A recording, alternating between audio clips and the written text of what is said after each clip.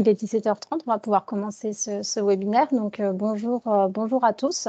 Bienvenue pour ce 5e et dernier webinaire organisé dans le cadre de Tech Alternance. Donc, le salon a déjà eu lieu là début mai. Cependant, on a trouvé important de poursuivre en fait ces webinaires avec ce dernier webinaire Booste ta recherche avec LinkedIn. Certains d'entre vous sont certainement encore en recherche et ça n'est pas inquiétant, hein, ne vous inquiétez pas pour autant. Il est encore temps de trouver une entreprise. Donc voilà, aujourd'hui, webinaire, on est 45 minutes à peu près ensemble. Ce webinaire donc, va être animé par Mathias, que je vais laisser se présenter.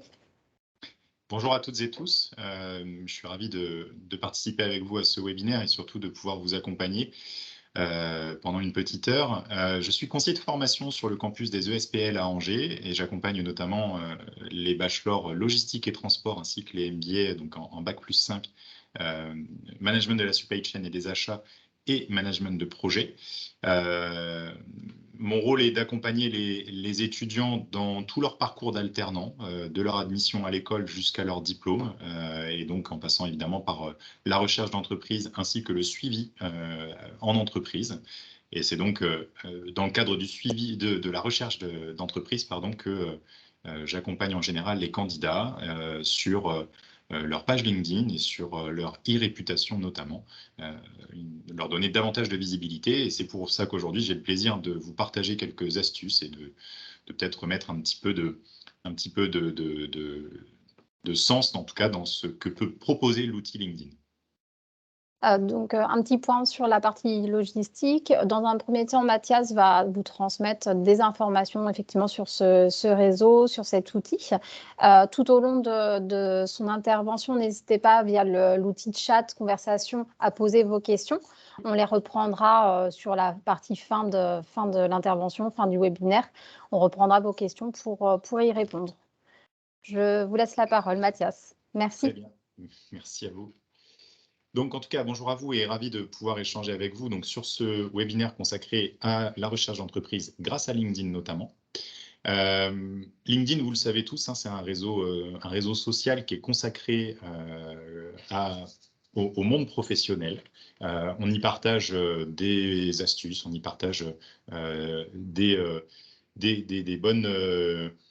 des informations sur nos différentes entreprises et c'est aussi un moyen de créer un réseau professionnel, alors sur le même mode que ce qu'on peut faire sur d'autres réseaux sociaux, mais avec un certain formalisme et en tout cas des codes qui répondent à ce qui se fait en entreprise aujourd'hui. Excusez-moi, ça vient de planter. Pourquoi il ne veut pas que je prenne... Excusez-moi, je vous demande un tout petit instant.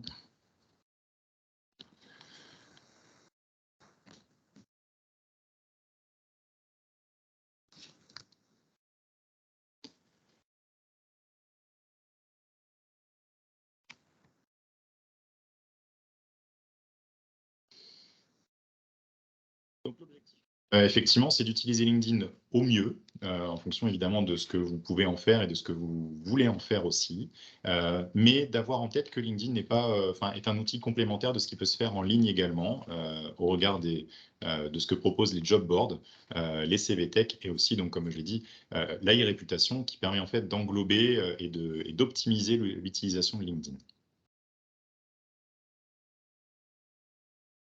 Excusez-moi, je sais. Pourquoi ça ne passe pas. Donc voilà, cette présentation va se dérouler en 3 temps principaux concernant LinkedIn et on reviendra sur la réputation sur la fin.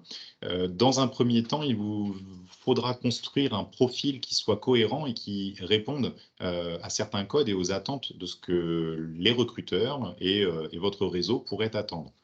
On regardera ensuite comment travailler votre réseau justement, par l'intermédiaire notamment des publications que vous pourriez faire, puisqu'il vous faudra en faire quelques-unes quand même pour être actif. Hein, vous savez comment fonctionnent les réseaux sociaux. LinkedIn ne déroge pas à la règle, on travaille avec des algorithmes.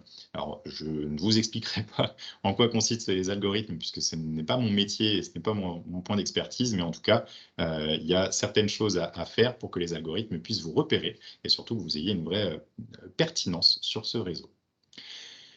Concernant votre profil, donc, il va déjà falloir se poser les bonnes questions, des questions que vous vous êtes posées théoriquement quand vous avez rédigé votre CV. Vous avez construit un CV qui est cohérent, qui correspond à ce qu'on pourrait attendre de vous sur le marché de l'emploi et qui correspond également à certains secteurs d'activité, à certaines fonctions que vous ciblez. Avec LinkedIn, on va reproduire un schéma similaire, mais on va pouvoir l'étoffer un petit peu. En gros, votre profil LinkedIn, c'est un CV amélioré, un CV multimédia également, et un CV qui va pouvoir s'actualiser, se mettre à jour et devenir vivant, entre guillemets. Donc, l'idée, c'est d'avoir quelque chose de très clair, ne serait-ce que pour vous. Donc, en fait, mon conseil, c'est de vous référer à ce que vous avez écrit sur votre CV, si votre CV aujourd'hui, vous le considérez comme cohérent et efficace. Donc, votre nom écrit en entier, si vous avez un nom composé, un prénom composé, écrivez-les entièrement. En tout cas, c'est la manière dont on pourrait vous retrouver sur votre CV, par exemple, ou dont on pourrait retrouver vos candidatures. De la même manière, une photo qui vous représente bien, donc une photo professionnelle, ça peut être la même que celle que vous avez sur votre CV, des couleurs neutres, en tout cas un fond assez neutre, avec évidemment une posture plutôt professionnelle, des vêtements neutres, etc., qu'on voit bien votre visage. Ça peut être aussi éventuellement, pour ceux qui sont créatifs ou qui travaillent dans le domaine du créatif, du graphisme, de l'illustration, etc. Ça peut être un visuel, ça peut être un avatar, entre guillemets. Pourquoi pas, tant que ça reste plutôt pro. La bannière, alors on verra tout à l'heure comment se construit le profil, la page LinkedIn. La bannière, c'est ce qui se situe au-dessus de votre nom et de votre photo. Donc la bannière, elle peut être utilisée pour amener davantage d'informations synthétiques, montrer éventuellement, mettre en valeur, mettre en lumière en tout cas le secteur d'activité que vous ciblez ou celui dans lequel vous exercez déjà. Ça peut être éventuellement une sorte de carte de visite avec vos coordonnées éventuellement. Ça se fait beaucoup en ce moment et vous pouvez utiliser des outils assez simples comme Canva par exemple, canva.com, qui dédie une fonctionnalité spécifique pour créer une bannière LinkedIn. Un titre aussi qui va permettre à un recruteur de comprendre concrètement ce que vous faites aujourd'hui et pas ce que vous souhaitez faire éventuellement, ou alors ça peut être dans la seconde partie du titre.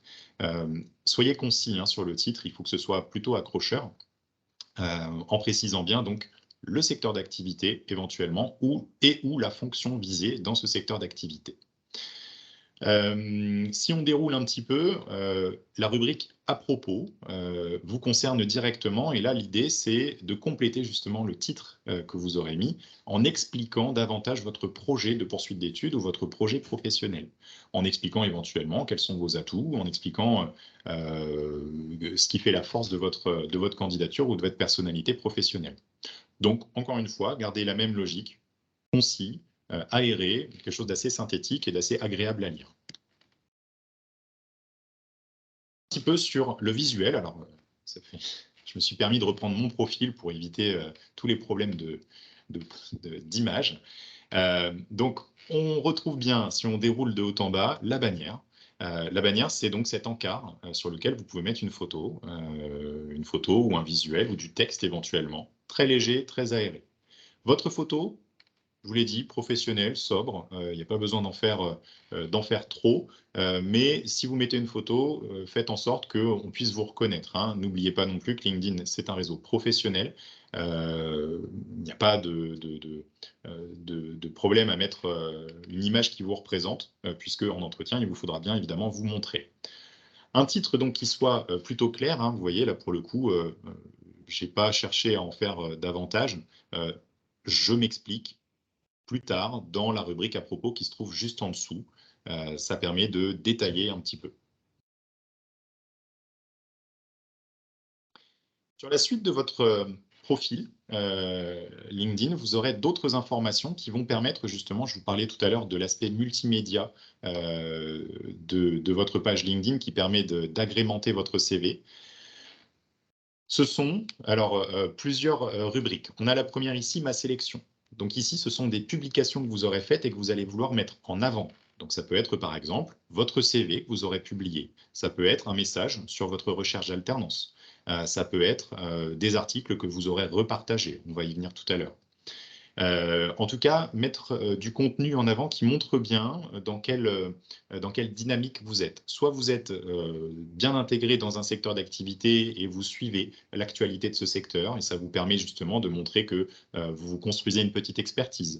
Ou alors vous êtes en début de recherche d'entreprise, et effectivement, vous n'avez peut-être pas grand-chose à mettre pour le moment, mais vous avez un petit peu de partage à faire sur, par exemple, les aides à l'embauche qui viennent d'être reconduites. Ça peut être intéressant de le mettre comme actualité qu'un recruteur pourrait retrouver. Il aura peut-être manqué l'actualité et ça va aiguiser sa curiosité.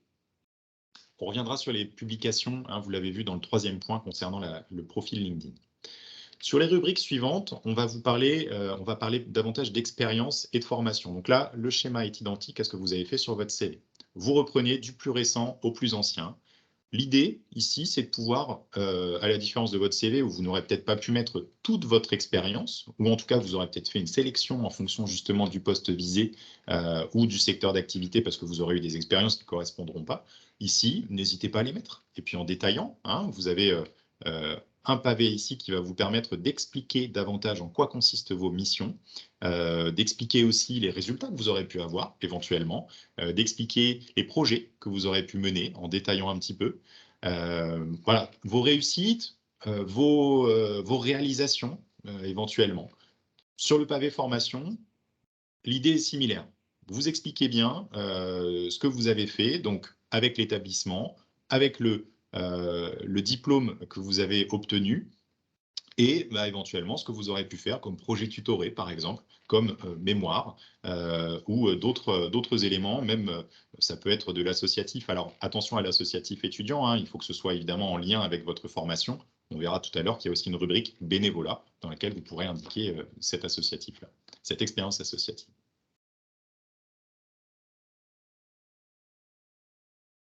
Quelques astuces pour vous assurer que votre profil LinkedIn correspond à ce que vous avez envie de rendre. Première chose, vous pouvez visualiser ce qu'un visiteur lambda pourrait voir de votre profil. En fonction de ce que vous aurez coché comme fonctionnalité, comme rubrique visible ou pas, un visiteur extérieur à LinkedIn, un visiteur qui n'est pas encore dans vos contacts, vous pourrez voir ce que chaque catégorie de visiteurs voit. Ça peut être intéressant justement pour éviter de trop en montrer ou pour au contraire ne pas paraître trop secret. Et pour un recruteur qui éventuellement n'aurait pas LinkedIn, ce qui aujourd'hui est assez rare, mais pour un recruteur ou un chef d'entreprise qui n'a pas LinkedIn, de pouvoir quand même depuis Google trouver les informations pertinentes, principales vous concernant. Vous aurez la possibilité aussi, toujours dans cette rubrique, de modifier le profil public, de personnaliser l'URL, l'adresse en fait, qui mène vers votre page LinkedIn. Vous ferez le test, vous êtes peut-être déjà en train de le faire, mais en général, vous avez à la suite de votre prénom et de votre nom une suite de chiffres. Ça doit être 7 ou 8 chiffres, enfin 7 ou 8 caractères d'ailleurs. Qui ne rendent pas très bien, par exemple, quand vous faites un copier-coller sur votre CV. Des fois, vous le faites de plus en plus souvent. C'est très intéressant de mettre un lien vers votre page LinkedIn depuis votre CV. En revanche, proposer quelque chose d'assez digeste. Et la suite de chiffres, en général, c'est jamais très digeste. Donc, vous pouvez modifier ça pour faire ensuite des intégrations de cette URL dans d'autres documents, dont votre CV en format PDF, par exemple. Et puis, un dernier point. Là, on pousse un petit peu justement sur l'utilisation de LinkedIn.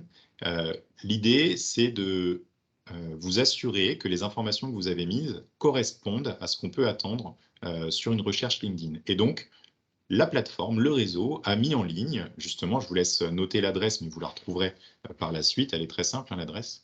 Ça permet de voir votre score de pertinence, entre guillemets, par rapport à ce qu'on pourrait rechercher.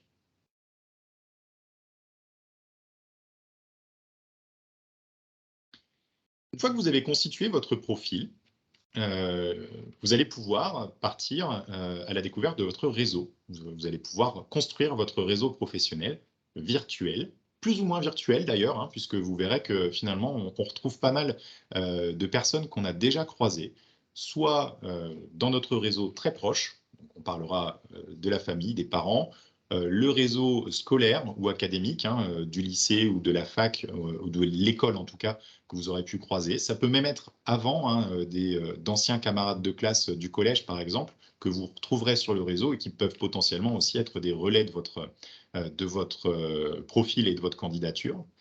Donc, au fur et à mesure, essayez de, par cercle en tout cas, par cercle concentrique, essayez de voir qui vous pouvez ajouter déjà pour étayer un petit peu votre réseau professionnel.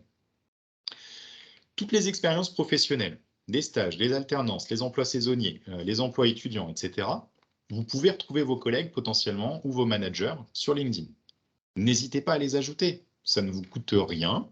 Il n'y a pas derrière d'enjeux personnels. Hein, on reste bien sur du pro. Donc, n'hésitez pas à les demander en contact, éventuellement avec une petite note. C'est ce que je vous indique ici.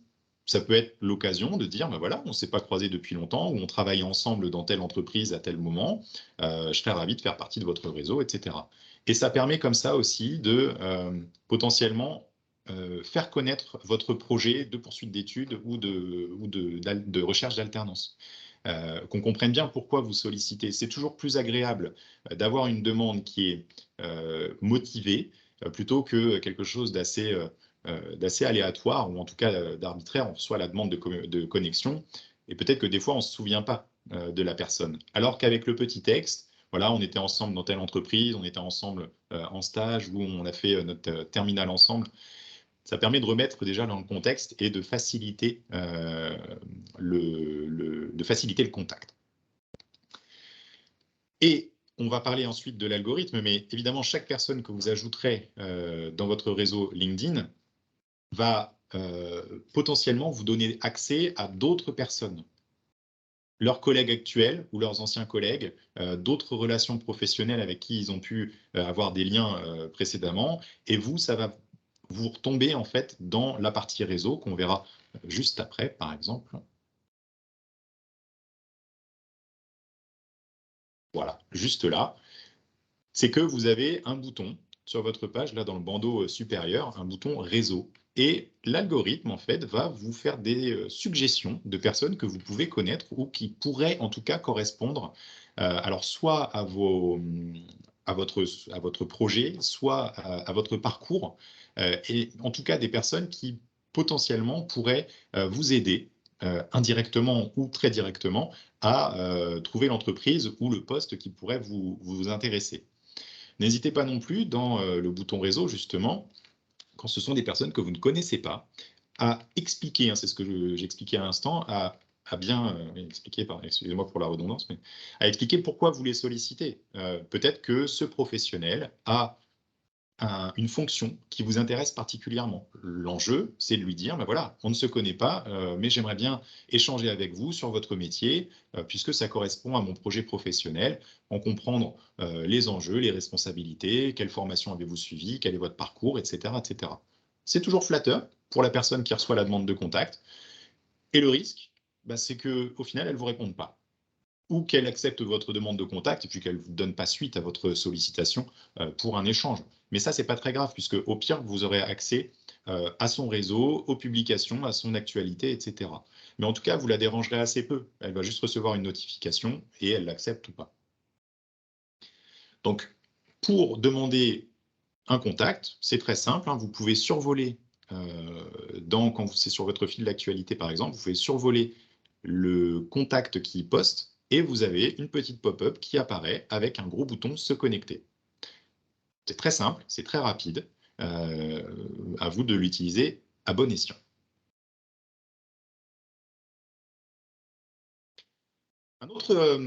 Une autre manière également de créer des contacts, c'est par le biais du champ de recherche. Alors, la page de recherche de LinkedIn, c'est un outil assez puissant. Alors là, j'ai pris la page d'Airbus, qui est partenaire du salon Tech Alternance.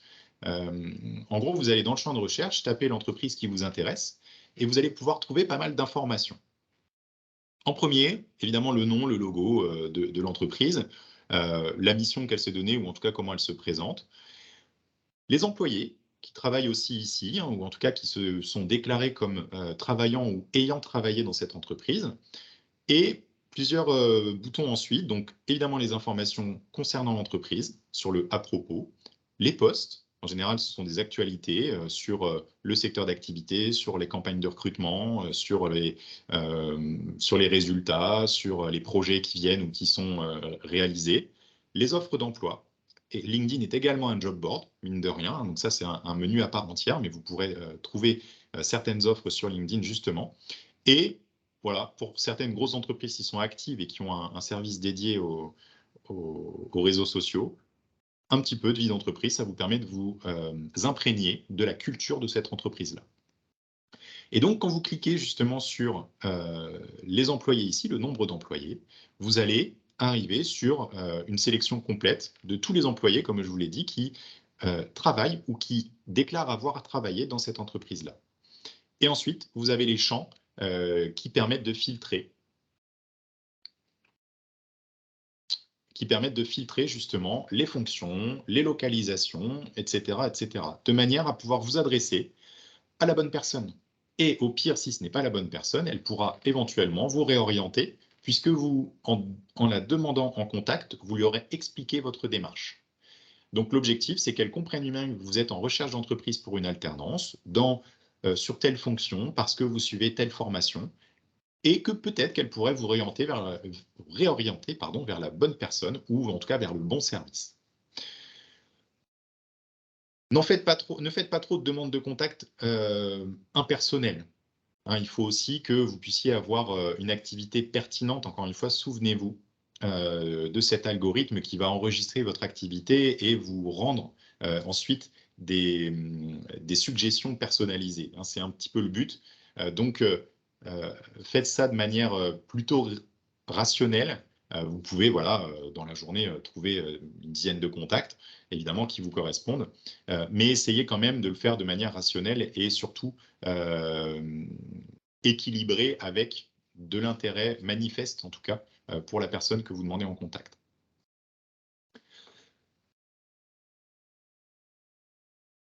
Comment on va s'y prendre?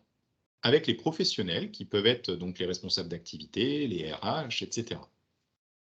On peut le faire de manière très simple, hein, justement, par cette petite fenêtre de connexion, mais on peut le faire aussi à travers les actualités que vous trouvez sur votre fil ou sur, par exemple, les pages entreprises ou sur les profils des autres contacts LinkedIn.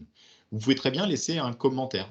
Alors, soit pour justement, en étant très cordial, en remerciant de la publication, de l'information qu'il diffuse, etc. C'est très utile. Ou alors justement en expliquant justement en expliquant votre projet, pardon. Ça peut se faire aussi en commentaire et certains recruteurs justement répondent rapidement en message privé pour expliquer peut-être davantage le détail du poste, par exemple, quand il s'agit d'un recrutement. Et n'oubliez pas de relancer ou de remercier après.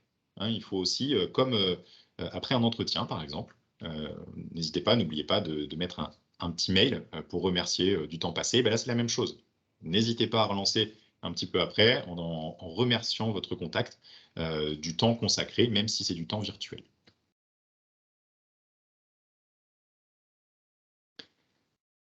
Le fil d'actualité, alors on a l'habitude de scroller, hein, notamment pour ceux qui ont Instagram, on scrolle beaucoup. Sur LinkedIn, on peut scroller aussi, c'est-à-dire dérouler le fil d'actualité au fur et à mesure, ce qui va nous permettre en fait d'affiner un petit peu ce que LinkedIn peut proposer dans notre fil d'actualité.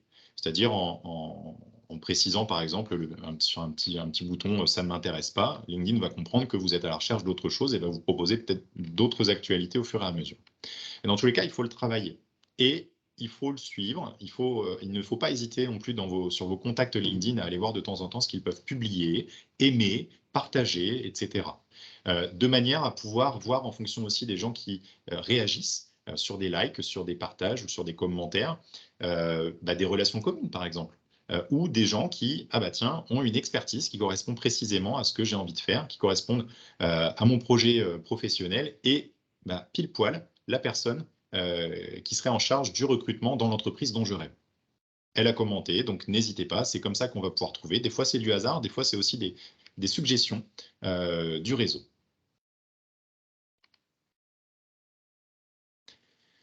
Quant à vous, il vous faudra être actif sur le réseau également. Donc, ça passe évidemment par un profil, vous l'avez vu, qui est bien construit, un profil qui est mis à jour et qui est cohérent avec les standards, avec les codes que pourrait repérer l'algorithme pour vous mettre en avant auprès d'autres professionnels.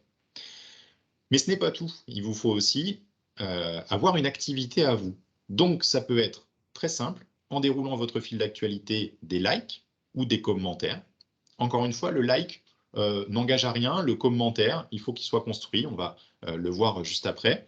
Mais ça peut être aussi quelque chose de plus élaboré. Vous prenez le temps, pour le coup, de rédiger du contenu. Ça peut être soit un article direct sur lequel vous partagez, par exemple, un article externe au réseau, un site web, etc. Ou ça peut être le repartage, on va le voir tout à l'heure, d'une actualité que vous avez trouvée dans votre fil.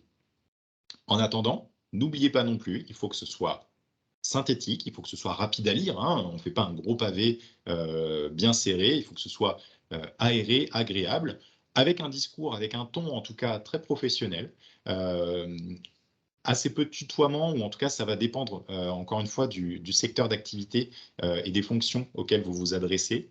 Mais en règle générale, on reste assez formel dans nos posts sur LinkedIn.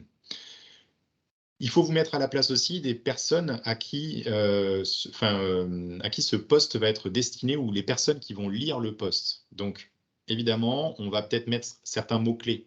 Hein, on va le voir tout à l'heure, hein, les mots-clés sont importants, qui vont ressortir justement, qui vont être sélectionnés par le réseau pour être diffusés plus largement.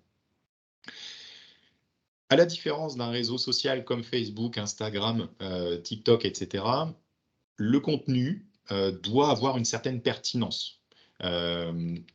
On fait assez peu de considérations personnelles, entre guillemets, ou en tout cas qui émanent du sentiment, de la sensation, hein, pas le côté sensationnel, on va éviter ça d'ailleurs sur LinkedIn. Certains diront que c'est assez policé.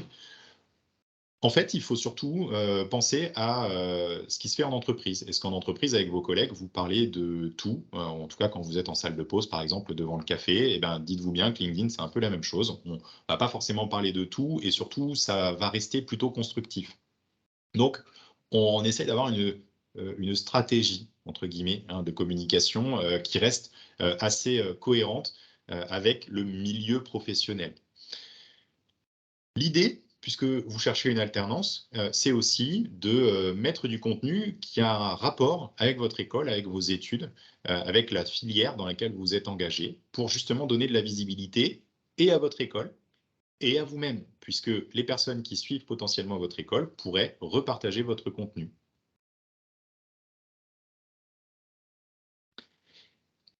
Qu'est-ce qu'un post impactant ? On parlera d'impact pour le coup sur l'algorithme. Donc, il faut générer des réactions. Donc, les réactions, ça peut être les likes, les commentaires ou les repartages.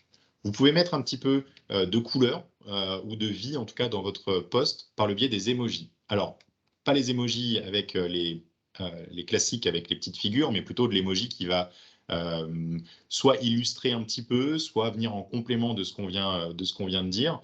Pas beaucoup, quelques-uns, juste voilà, pour donner un petit peu plus de visibilité. N'hésitez pas à taguer, c'est-à-dire, vous savez comment ça marche, hein, vous mettez un arrobase et le prénom, le nom de la personne ou des personnes que vous souhaitez mettre en valeur grâce à votre post, ou que vous souhaitez mobiliser pour avoir une réaction ou pour bénéficier justement de leur réseau. Ça permet justement de susciter encore plus de réactions. Et puis le dernier point, évidemment, sur les commentaires. Il faut que ça puisse être visible grâce à la qualité de votre commentaire, parce que plus vous mettrez de pertinence dedans, plus vous allez générer justement l'attention des personnes qui potentiellement pourraient s'intéresser à ce secteur d'activité, à cette entreprise ou à la question, à la problématique professionnelle dont il est question dans votre poste. Sur la question de l'algorithme, très brièvement, très brièvement, parce qu'on pourrait y passer des heures, l'algorithme, en fait, il y a des choses qu'il va accepter, des choses qu'il va vouloir mettre en avant et d'autres, au contraire, qui vont passer à travers. La qualité du contenu, on vient de le voir hein, avec ce qui est rédigé, ce que contient votre post, votre commentaire ou votre repartage. On veut quelque chose d'assez clair, pas de spam, pas de lien externe, c'est-à-dire qu'il ne faut pas forcer le lien, l'adresse URL, hein, vous savez, le https //www. Il faut laisser LinkedIn l'intégrer dans le post pour justement amener quelque chose d'un petit peu plus interactif. Sur les interactions que vous pouvez avoir avec vos contacts ou avec votre fil d'actualité et inversement, sur ce que les acteurs et les autres acteurs LinkedIn peuvent avoir avec vous, un commentaire a plus de valeur qu'un partage. Parce que ça veut dire que vous interagissez directement avec la personne. Donc ça veut dire que le commentaire va vous mettre davantage en lumière plutôt que le repartage, par exemple.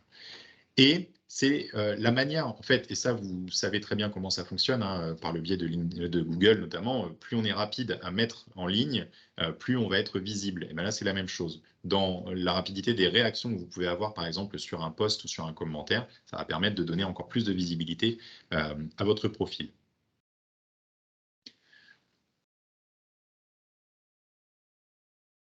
Et enfin, pour finir très brièvement sur la e-réputation, puisque ça va avec LinkedIn, hein, LinkedIn va vous mettre en avant, notamment sur Google, hein, quand vous allez taper votre nom, par exemple, on va le voir tout à l'heure, mais LinkedIn va ressortir en premier quand on tape votre nom, votre prénom en direct.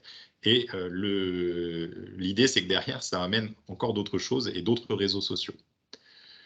Donc la e-réputation, c'est votre identité numérique, entre guillemets.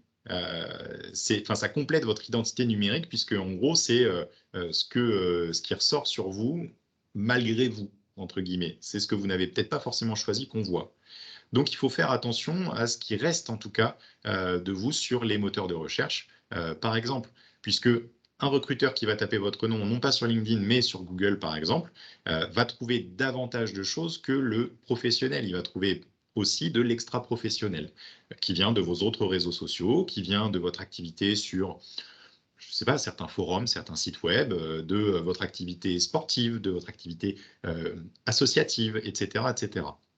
Et donc, il faut être excusez-moi, il faut être attentif à ce qui pourrait ressortir. Vous le savez bien, comme photo, par exemple, ou comme information sur toutes vos activités extra-professionnelles, par exemple. Donc pour ça, posez-vous certaines questions. Hein, voilà, est-ce que toutes vos publications sur les autres réseaux sociaux ont un réel intérêt à être publiques? Paramétrez bien, peut-être. Hein, vous voyez ici, sur certains de vos comptes, paramétrez ce qui relève du domaine privé, qui n'est visible que par vos contacts sur ces autres plateformes, les autres sites, les autres réseaux, et ce qui peut être visible en public. N'hésitez pas à vous rechercher sur les moteurs de recherche de temps en temps pour voir ce qui peut ressortir et justement peut-être contacter certains sites. Moi, je me souviens d'avoir trouvé mes coordonnées affichées parce que j'étais sur un événement culturel alors que je n'avais pas forcément besoin que l'association sorte mes coordonnées. J'ai donc demandé à l'association de supprimer ce contenu-là parce que ce n'était pas forcément quelque chose que je voulais voir de public. Puis vous avez des petits sites comme Ausculteo, par exemple, qui peuvent vous faire une petite analyse de votre e-réputation, et ça permet de savoir rapidement ce qu'il en ressort. Et donc là, justement, pour compléter, pour aller un petit peu plus loin sur les autres outils, donc votre profil LinkedIn, on l'a vu tout à l'heure, hein, faites en sorte qu'il soit bien, qu'il ait un aspect purement professionnel. N'hésitez pas à vous inscrire sur les sites, sur les job boards, par exemple, hein, Indeed, Monster, par exemple, ce genre de site internet, d'intégrer des CV tech de ces sites pour justement donner davantage de visibilité aux infos pertinentes qui vous aideront dans votre recherche d'alternance. Et puis, il y a certains sites comme DoYouBuzz, par exemple, qui vous permettent de réaliser un CV en ligne, et donc ça amène encore plus de contenu sur votre personnalité professionnelle.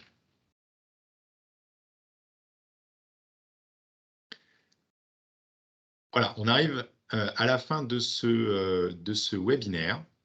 Donc, d'autres liens qui vont vous permettre d'être encore plus à l'aise, justement, pour travailler votre LinkedIn. Et évidemment, c'est à vous de jouer maintenant pour agrémenter un petit peu votre profil et votre visibilité professionnelle sur les réseaux et sur Internet. Merci Mathias pour cette présentation. Alors, nous allons maintenant passer à vos questions, s'il y en a.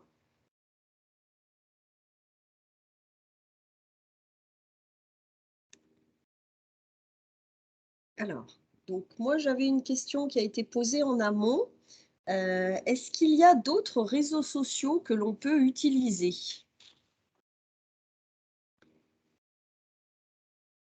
Ah, je crois que votre micro est coupé, Mathias. Excusez-moi. Aujourd'hui, sur l'aspect professionnel, c'est compliqué de passer outre LinkedIn. On peut utiliser d'autres plateformes,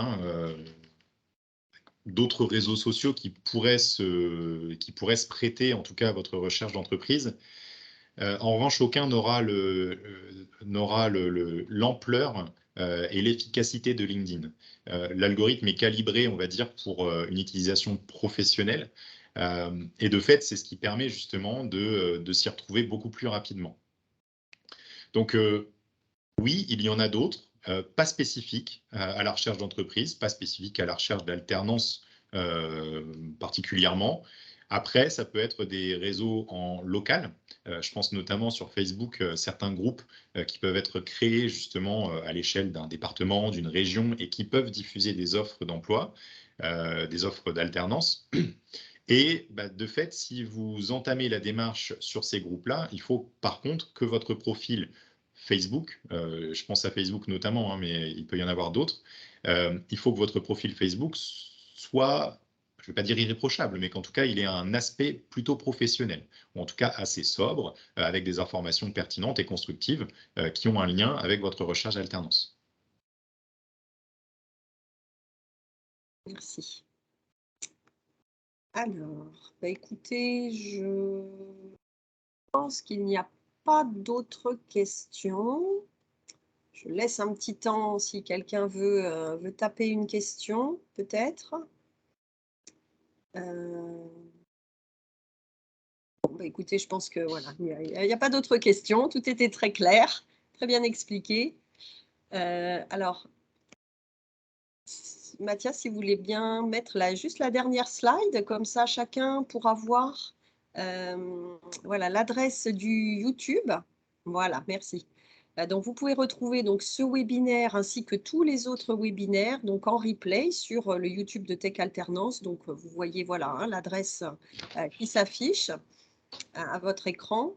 Donc, je vous rappelle les 4 premiers webinaires donc, que vous pouvez retrouver. Donc, les thèmes, c'était tout savoir sur l'alternance, recherche ton entreprise d'accueil, mode d'emploi, rédige ton CV et ta lettre de motivation, prépare ton entretien de recrutement. Bon, et le dernier, donc présenté par Mathias, booste ta recherche avec LinkedIn. Donc, comme le disait Swazik tout à l'heure, donc vous êtes encore nombreux à rechercher une entreprise pour faire votre alternance. Donc, il ne faut surtout pas vous décourager, il faut continuer à chercher. Vous pouvez également vous rapprocher de vos écoles pour avoir des pistes également pour trouver une entreprise. Eh bien, écoutez, s'il n'y a pas de remarques ou de questions, je vous propose de clôturer ce webinaire. Donc, je vous remercie tous pour votre participation et je vous souhaite une bonne fin de journée. Merci. Au revoir. Au revoir. Au revoir.